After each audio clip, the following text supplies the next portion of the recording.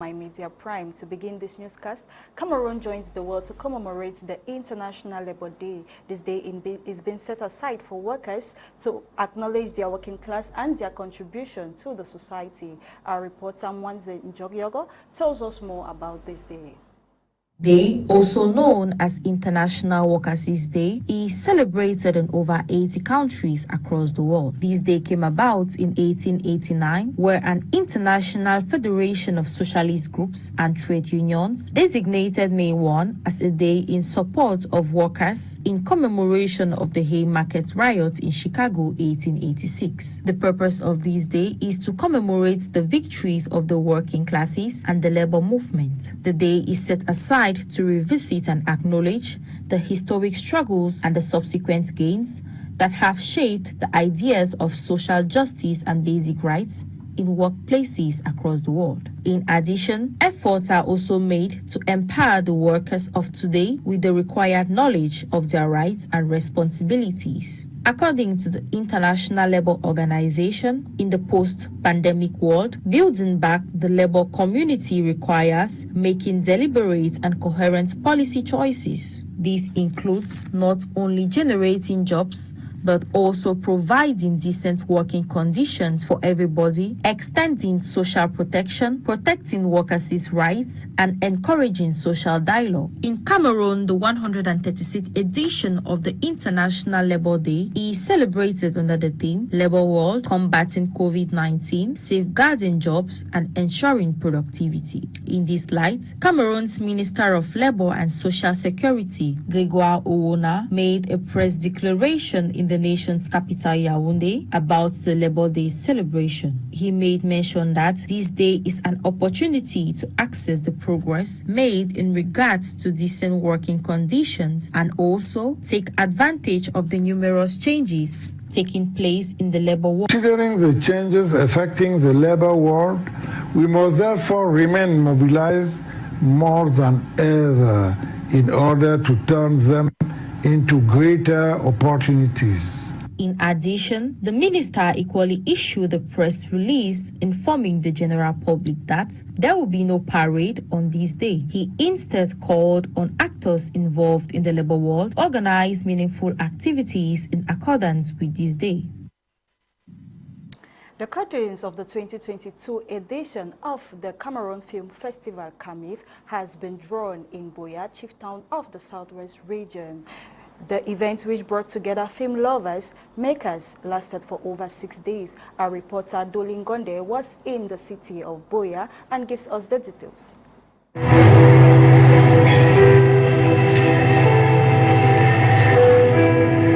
It has been a long week full of exciting activities emanating from the prestigious Mountain Hotel in the beautiful city of legendary hospitality, Boya, Southwest region of Cameroon, where film lovers, filmmakers, actors, actresses, designers, makeup artists, amongst others, have converged during the 5th edition of the Cameroon Film Festival, CAMIF.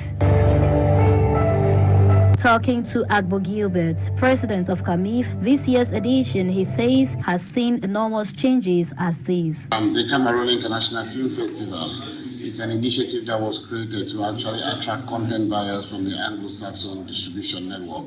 We were actually targeting platforms like Africa Magic, Netflix, Hulu, Amazon, all the opportunities that come with also festivals like Sundowns, like the Oscars. So we thought that we could create a platform where content creators from Cameroon and Africa and the world at large could come together, have an exchange for a period of 6 days, and then recognize those films that have been made within that period. So they've been a masterclass in acting, directing, cinematography. Photography is something we introduced this year for the first time, phone photography and photography with Emilie of UNESCO and Pinjo Pabao Pinjo Entertainment. Characterized with a series of master classes, workshops, film projections, scripts and movie screening, the event has not only attracted international guests but has also seen an influx of young talents aspiring to attain greatness in the world of entertainment. I'm an actress. This is my first time being here in CAMIF, and I love movies so much. I came here and I've watched so many movies like Neglect, who really interest me. I really wish and dream that one day I will become a big actress. I, for one, am a model. So I'm here to learn, to know more about what I love, modeling. So I just want you guys not to miss. I mean, this is a big opportunity for you guys to know what you want, know more about what you love and what you desire in life. Away from the hall sessions, the display of homemade handicrafts also served as a huge source of attraction, depicting the rich culture of the country. And to call it a wrap, a grand all-night party, witnessing the presence of state dignitaries, amongst others, was thrown to keep the memories ever blazing.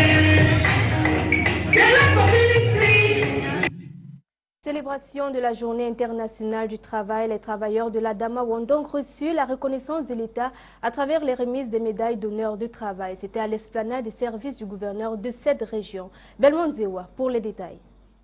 Félicitations pour le service rendu à la nation.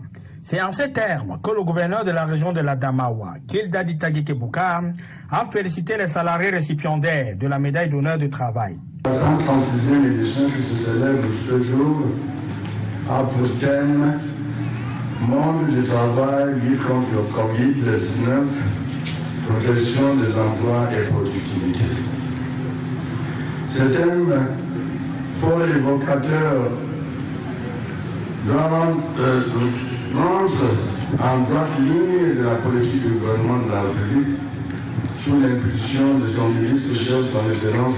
Vêtus de leur plus belle tenue et présentant fière allure, ils sont au total 31 personnes à avoir reçu ces médailles.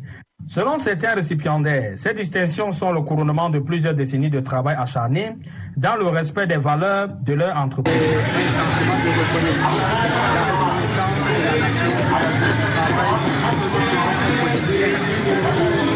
Avec ces décorations, nous allons continuer à travailler encore. Je suis à 25 ans d'expérience et c'est vrai, le parcours est long, c'est pas toujours facile dans leur travail. Les syndicalistes, quant à eux, profitent de cette journée de célébration pour faire certaines réclamations et revendications. Pour l'emploi, les salaires, les services publics, la protection sociale ou encore les libertés. Notre message est le suivant. Covid-19, protection d'emploi. Oui, mais économiquement, création d'emplois. Il faut une volonté politique pour nous accompagner les syndicats dans cette œuvre. Malgré l'interdiction de la tenue de la grande marche des travailleurs due au contexte sanitaire actuel, la fête sera sûrement belle dans les différentes entreprises et domiciles. Et toujours dans la tendance de la célébration de la fête du travail, axée sur le thème lutte contre le Covid-19, protection des emplois et de la productivité, mais dépourvu de la grande marche, les travailleurs, eux, ne l'entendent pas de cette oreille. Ils se plaignent au micro de My Media Prime Télévision. Écoutons ce qu'ils ont à dire. Après le défilé du 11 février et celui du 8 mars 2022, les travailleurs étaient presque sûrs de pouvoir brandir le pavé le 1er mai 2022 après 2 ans d'absence. Mais 4 jours avant la célébration de la 136e édition de la Journée internationale du travail, le gouvernement en a décidé autrement. La grande marche n'aura pas lieu. Bien qu'ayant pour justificatif la crise sanitaire, les travailleurs ont du mal à accepter cette situation. Je ne sais vraiment pas pourquoi le défilé a été annulé. Si les femmes ont eu l'occasion de célébrer la Journée internationale de la femme, je pense que les travailleurs devraient également célébrer. Nous devons aussi avoir le droit de nous exprimer.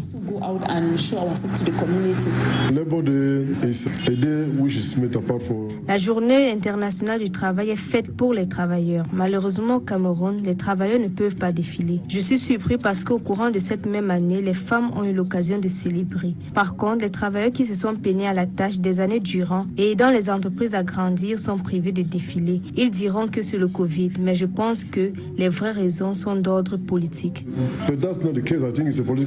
Basée sur le thème lutte contre le Covid-19, protection des emplois et productivité, elle sera dépourvue pour la 3e fois de la grande marche de manière consécutive. Les travailleurs essayent tant bien que mal de préserver leurs emplois en cette période de crise, mais aussi de faire valoir leurs droits en cette occasion idoine dédiée à cette cause. En attendant un revirement de situation, les travailleurs célèbrent dans la sobriété, mais aussi dans le strict respect des mesures barrières.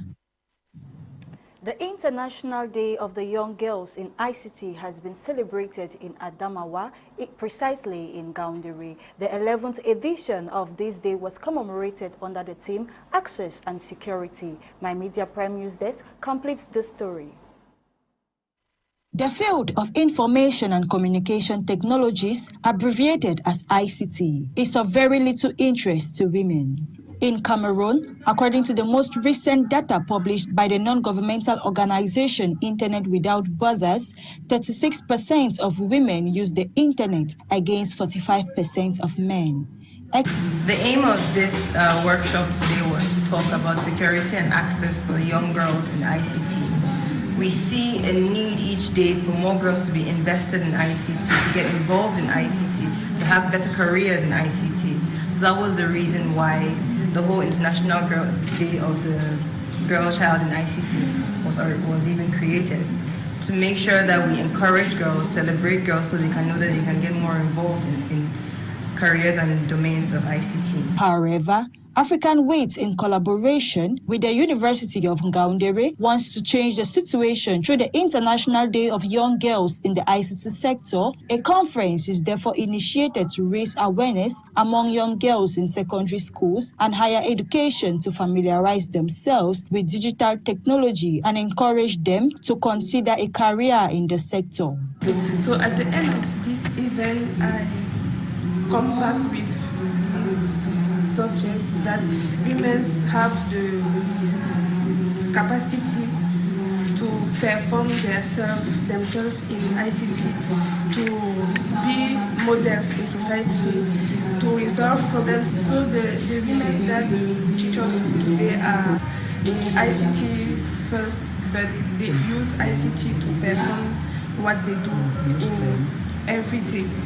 It should be noted that the International Day of Young Girls in the ICT sector is celebrated annually every 4th Thursday of April, and African Weight, as well as the University of Ngaoundéré, plan other meetings to continue raising awareness. And now the National Social Insurance Fund has sealed some shops in Yaoundé 7. This comes after a retired servant discovered his pension had not been saved for over 10 years. More of this with our reporter, Emmanuel Amoni.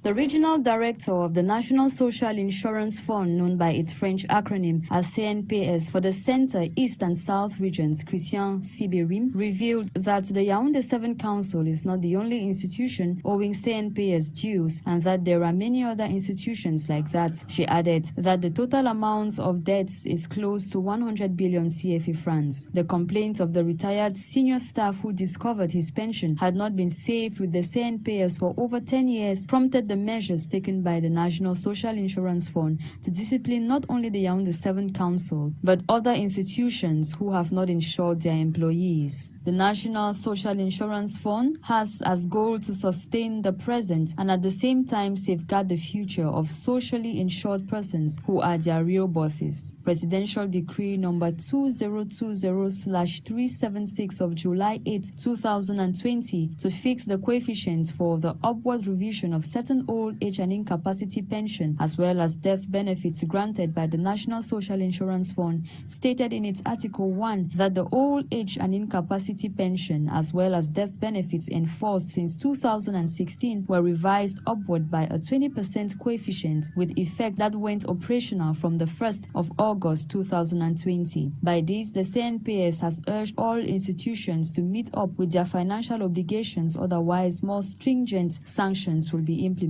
As we celebrate the International Labour Day 2022, companies and employees are called to get their employees insured for a better future after retirement. Dans le centre, à présent, les bouchers de cette ville sont dans la déroute à cause de la flambée des prix du bœuf qui passe de 200 000 francs CFA à 400 000 francs CFA. Le chef boucher du marché Mendong s'exprime au micro de Marie-Rosine Gandonga. Écoutons ce qu'ils ont à dire. Prix, nous ne pouvons pas vraiment expliquer les causes. Ces responsables qui gèrent la filière bovine peuvent nous dire pourquoi nous sommes arrivés là. Sans toutefois cacher ce qui est vrai. Le kilogramme de viande qui coûtait 2800 francs sans eau est passé à 3500 subitement. Le kilo avait hausse de 2300 à 3 000 francs. Imaginez donc ce que subit donc la ménagère que vous êtes, ma femme présente ou encore toutes mes mamans qui se ravitaillent. Si vous constatez à travers les images, il n'y en a même pas assez. Regardez le marché de Mendon aussi grand, des grands comptoirs, il n'y en a pas assez de viande. Généralement même, les comptoirs sont vides. Les ménagers ont de la peine même à retrouver de la viande au prix qu'il faut. Parce que les bouchers ont perdu des capitaux énormes et n'ont plus assez de courage de s'investir. C'est un secteur d'activité qu'il faut sauver. Sinon, à un moment, beaucoup ne s'intéresseront plus à devenir bouchers. Comme nous sommes fiers d'aborder cette bourse pour exercer depuis que nous avons quitté l'école. La référence de celui-là qui touchait de l'argent, c'était le boucher. De 2008, 2009, 2010, au fur et à mesure que les années passaient, les choses devenaient de plus en plus compliquées. D'où, il y a de cela 2 ans environ, nous avons constaté l'abondance des bêtes venant plutôt du pays voisin, le Tchad. Si on a 100 têtes de bœufs au marché à bétail, il est honnête de reconnaître qu'environ 80 têtes de bœufs viennent du pays voisin, le Tchad. Nous ne pouvons pas expliquer les raisons pour lesquelles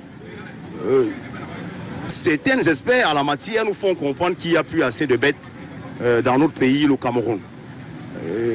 Peut-être ceux qui feront des études, feront assez de voyages dans le nord du Cameroun, dans tous les zones où nous élevons les bêtes, pouvons toucher de doigt la réalité et nous dire mieux pourquoi nous n'avons plus assez de bêtes au Cameroun. Je ne sais pas si c'est par manque de bêtes ou par une pénurie artificielle. D'après certaines enquêtes menées, le président du syndicat, M. Nyambi Mominou, nous aurons informé qu'il y a une pénurie artificielle qui est créée au marché à bétail par les vendeurs des bêtes. Pour dire si 10 camions arrivent par exemple, 5 camions envoyés en brousse, c'est 5 camions disponibles pour les bouchers qui vont se ravitailler. Imaginez donc, si l'offre est inférieure à la demande, c'est très impossible que l'inflation du prix soit une réalité et c'est la ménagère qui souffre. Et cette ménagère qui souffre, c'est le Cameroun qui souffre. Cette question, elle est pertinente. Je vous remercie déjà. Dans un pays de droit, nous sommes syndicalistes, légalement reconnus. Le président du syndicat, M. Nyambi Mominou, a donc saisi le gouverneur du centre, Ampliation, Minade, Minépierre et autres institutions de la République, faisant part de cette crise qui devenait permanente et pouvait faire mourir le métier de la boucherie. Plusieurs réunions ont été organisées. Déjà, ministère du Commerce, nous étions chez le gouverneur la semaine passée. Le gouverneur a pris des mesures nécessaires, nous donnant des espoirs que dans quelques semaines, Inch'Allah, nous aurons des résolutions durables par rapport à la crise. Nous n'avons pas gardé silence. Nous avons saisi ceux qui nous gouvernent et ceux qui ont compétence ou amabilité à trouver des solutions par rapport aux problèmes posés. Je suis vraiment dépassée. Franchement, parce que avant le panier de la ménagère, même avec 5 000, tu avais ta viande, tu avais le complément et l'huile. Mais en un jour, la viande était devenue tellement chère, très coûteuse. Imaginez avec 3 500, c'est donc ça a jusqu'à 3 500. Imagine que tu as peut-être avec les prix trop chers maintenant. Les salaires même d'abord, c'est suffisant. Et non seulement on a une grande famille. Et en autre, on dit qu'il faut manger, il faut bien manger. Bon, pour bien manger, donc, il faut la viande, il faut le poisson, il faut tout ça.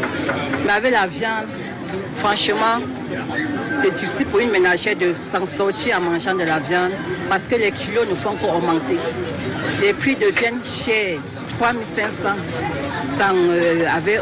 sans eau, 3 000 avec os. Franchement, où est-ce qu'on va? Le Cameroun, vraiment, je ne comprends plus bien.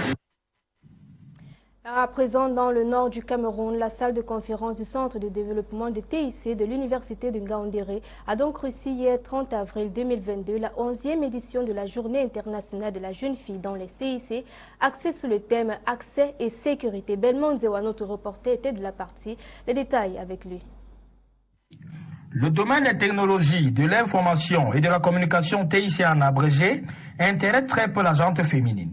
Au Cameroun, selon les données les plus récentes publiées par l'ONG Internet sans frontières, 36% des femmes utilisent l'Internet contre 45% des hommes. La technologie n'est pas seulement quelque chose de réservé aux hommes, mais également la fille devrait être également dans le monde de la technologie, faire ce que l'homme entreprend, faire également être, on peut dire, au même pied d'égalité comme ça.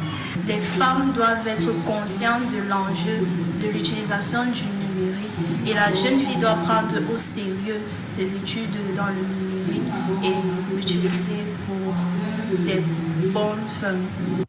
African 8, en collaboration avec l'Université de Ngaoundéré, veulent changer la donne à travers la Journée internationale des jeunes filles dans le secteur des TIC. Une conférence est donc initiée pour sensibiliser les jeunes filles de l'enseignement secondaire et de l'enseignement supérieur à se familiariser avec le numérique et plus encore les encourager à envisager une carrière dans le secteur. Le numérique, c'est tout le monde, les hommes, les femmes, et il faudrait les encourager à s'y imprégner, non seulement celles qui sont déjà dans l'université, mais également nos cadets qui sont encore dans les lycées et les collèges. Ils ont des dispositions pour accéder à cet Internet-là dans une sécurité totale. Dans le numérique, il y a tellement d'opportunités qu'elles devraient en profiter, qu'elles s'y mettent, si elles ne sont pas déjà prêtes, qu'elles commencent à s'appliquer maintenant à embrasser ce domaine qui a beaucoup d'opportunités aujourd'hui et dans le futur. Cette journée internationale des jeunes filles dans le secteur des TIC est célébrée annuellement chaque 4e jeudi du mois d'avril et African 8 et l'Université de Ngaoundéré prévoient d'autres rencontres pour continuer la sensibilisation. And now in sports, the under-17 Lionesses in Cameroon have been qualified for the 2022 FIFA World Cup, which will take place in India. This comes after they defeated the Chipolopolo of Zambia 3-0 at the Amadou Ahidjo Stadium in Yaoundé. Eileen Sama for the details. The return leg match of the second round qualifier for the Under-17 Ladies 2022 FIFA World Cup in India favored the Under-17 Indomitable Lionesses of Cameroon, who defeated the Chipolopolo Ladies of Zambia 3-0 at Amadou Ahidjo Stadium in Yaoundé, Cameroon. The girls of coach Stéphane Nzana, who prepared tirelessly for this decisive encounter, following another victory over the Chipolopolo Ladies of Zambia in their away leg 2-0 last fortnight, humbled the Zambian counterpart to book a spot for the third round of the Under-17 2022 FIFA World Cup. The Chipolopolo of Zambia's Under-17 ladies have now been denied any chance of taking part in the 2022 FIFA World Cup India after the 2 losses to the Lionesses of Cameroon in the first and second round qualifier of the FIFA World Cup 2022.